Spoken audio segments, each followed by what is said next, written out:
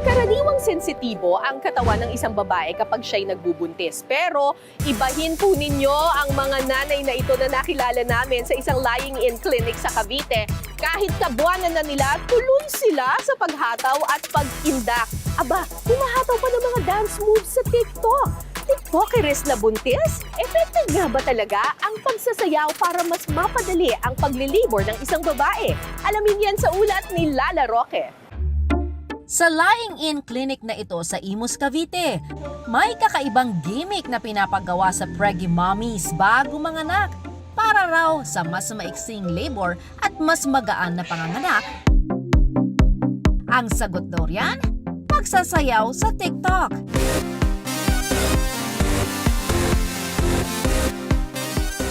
Effective naman kaya ang pagiging TikToker ni Buntis?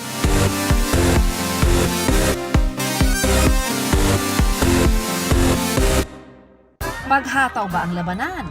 Ang 26-year-old at 8 buwang buntis na si Mommy Nicole todo sa pagsayaw habang nagme-majorette sa isang fiesta sa Tanay Rizal. Pero may mga ilang nag-aalala habang bigay na bigay sa pagbabaton si Nicole.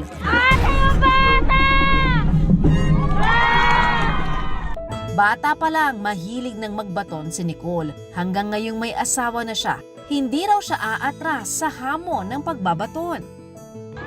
Proven na nakakatulong daw ang pagbabaton sa kanyang unang pagbubuntis bilang ehersisyo. Nung sa first baby ko, hindi ako nahihirapan manganak. Kahit ngayon nasa second baby ko, hindi ako hirap, hindi ako nabibigatan, wala akong manas, mga ganun. Ang gaganda at ang gagaling naman humataw ng mga nanay na to. Buti pa sila habang nagle-labor, nakapagsayaw pa. Sana all. Kasi ako, maalala ko nung panahon ko, parang hindi na ako makakapag-isip, lalong hindi ako makakasunod sa anumang dance step habang nagle-labor ako. Kasi naman, buong 9 na buwan, masela ng aking pagbubuntis talaga sa pareho kong 2 anak. Halos bed rest talaga ako. Monitor na monitor ng aking OB ang aking mga galaw. Pag nasa bahay ako, sabi niya, lagi lang ako dapat na nakahiga. Tatayo lang ako kung magsi-CR, kakain, kahit stretching. Delikado kasi tumitigas agad yung aking tiyan.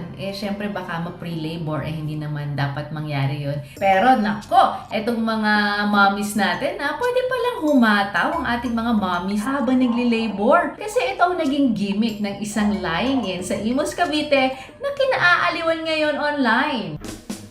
Kung paghataw rin lang ang pag-uusapan, hindi raw pahuhuli ang preggy mommy sa lying-in clinic na ito sa Imus, Cavite. Habang nagli-labor kasi, pinasasayaw muna sila sa TikTok. Pakulong ito ng midwife at may-ari ng lying-in clinic na si Jennifer. Nagsimula raw ito noong taong 2020 na tinawag niyang TikTok exercise. Nagpa-TikTok dance ako nun sa mga buntis. 2 dun sa nag-attend ng anniversary ng Jam ng anak. Sabay din sila ng anak. So, ibig sabihin, wala po kaming binigay na mga anything na gamot. So, movements lang ng sayaw ang ginawa namin. Kinabukasan, nag-labor po yung pasyente. So, nakatulong talaga siya. 12 years na ang lying-in clinic ni Jennifer at nakita niya raw ang hirap sa paglilabor ng mga nanay na pinaanak niya. Kaya ang solusyon niya, sumayaw! Nagpapaalam muna siyempre sa pasyente. Mami, kailangan natin mag-TikTok exercise. Nakakatulong po ito para mabilis po kayong manganak. Hello mga dear mommy! Isa ang 21-year-old na si Mommy Mary Rose na napasabak sa sayawan. Hello mga mommies! Practice muna! Pero syempre, practice muna. Bago po ako nagpunta dun sa clinic nila, nag-check po muna ako sa FB account nila. Halos lahat po talaga ng patient nila required na mag-TikTok exercise. Go, Mommy Mary Rose! Ihataw mo yan! Yung pain po na nararamdaman mo sa moment na yun, hindi mo siya mapipil kasi nakafocus ka dun sa steps kung paano nyo mape-perfect.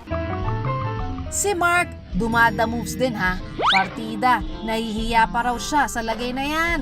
Masaya naman sir kasi syempre gano'n nangyari. Medyo nakakaya lang kasi di talaga ako TikTok. Mahalaga raw kay Mary Rose ang pagbubuntis niyang ito. Lalo pat nakunan siya nung nakaraang taon sa una niya sanang anak. Magsi 6 months na rin po siya. Nawalan po siya ng heartbeat. Sobrang sakit po kasi expected mo makikita mo siya, maaalagaan mo siya, mahawakan mo siya. Pero dumating yung time na nawala siya. Sobrang sakit po talaga nun. Kaya lahat daw gagawin niya para sa ligtas na panganganak. Kahit pa ang todo bigay na pag-indak. Sobrang laking tulong po kasi nung time na na-admit po ako, 6 to 7 cm po ako. Then yung nag-start po kami mag-TikTok, after na naging 8 cm na po ako. Matapos ang labor, ligtas niyang isinilang si baby Liam Kyle. Normal delivery. Inabot po siguro kami ng 1.5 hour. Sobrang saya. Worth it po lahat ng pain na naramdaman ko. Malaking blessing daw ang pagdating ni baby Liam sa buhay nila. Masaya, kahit puyat, kahit pagod, kahit may sakit, kahit di pa nakaka-recover yung katawan mo. Willing na willing mo siyang alagaan.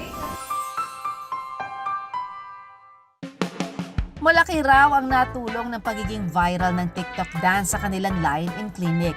Sa tingdingang ito na Wall of Fame nang maituturing, nakapaskil ang ilan sa mga pinakapatok nilang TikTok dance moves. Bukod sa pa-TikTok, binibigyan din ni Jennifer ng simple at libreng maternity shoot ang kanyang mga pasyente. Ang makeup artist, si Jennifer na rin syempre. All around naman pala si Jennifer. Midwife na, dance instructor na, makeup artist pa, sangka pa. Nag-aral lang po ako sa TESDA. Nag-enjoy ako dun sa nag-makeup ng pasyente. May ilan din daw na dumarayo pa sa kanilang lying-in para dito manganak. Isa sa kanila ang 26-year-old namang si Mami Dina na galing pang Batangas. Safe po kasi kami dito eh. Tsaka maasikaso po sila. Hindi po nila pinapabayaan yung mga pasyente dito. Pangatlong anak na ito ni Dina. Nagtatrabaho sa isang sakahan ang kanyang asawa. Siyempre, katulad ng ibang pasyente rito, dumaan din siya sa makeover para sa libreng photoshoot. Matapos ang pa-pictorial, just like that, sabak na agad sa sayawan real quick. Nakakatulong po siya sa pag-labor ko po. Kasi po para din po sa akin, para po hindi po ako mahirapan manganak.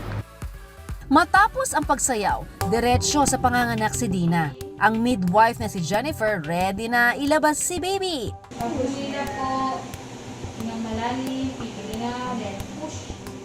Medyo naging pahirapan daw ang panganganak ni Dina. Nahirapan din po kami magpalabas ng bata kasi po medyo malaki po siya. Halos 1 oras sila sa delivery room.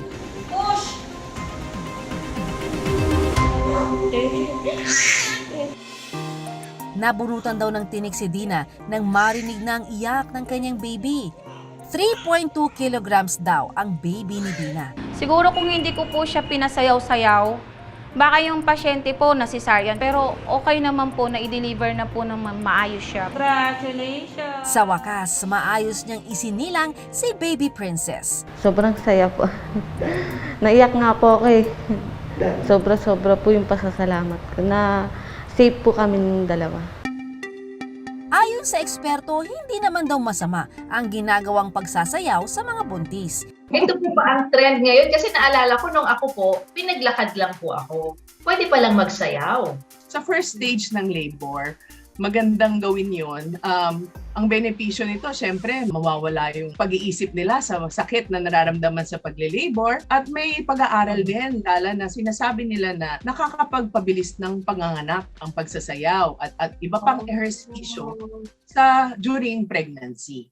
Pero paalala pa rin ni Doc, hinay-hinay lang sa pagkendeng ang mga buntis. So, meron po bang ilang buwan na pwede lamang mag-ehersisyo? Pagka medyo nandun na sila sa 3rd trimester, hindi na lahat ng klase ng exercise kaya nilang gawin. Kung masela naman daw ang pagbubuntis, mas mainam na bawasan o itigil ang ganitong klaseng ehersisyo. Masasabi natin na sobra ang pag-ehersisyo nila o pag-exercise, nahihilo, yung ganon, to the point na nasusuka sila, yung pagdurugo. At saka yung overall na pakiramdam nila, kapag sumama yung pakiramdam nila, syempre, kailangan tumigil ka, i-reduce mo yung klase ng ehersisyo mo, at saka yung galaw ng bata sa loob. Kailangan na monitor din yun. Tuloy lang sa paggiling mga mami kahit buntis, basta laging tandaan, alalay lang din sa paghataw at kumonsulta muna sa inyong doktor para pasigurado ang kaligtasan ni baby. Dapat extra careful din sa pagbubuntis, lalo na sa panahon ngayon. Dahil hindi na lang sarili natin ang ating inaalagaan, may +1 na tayong little one. Ako si Lala Roque, kasama sa iisang brigada.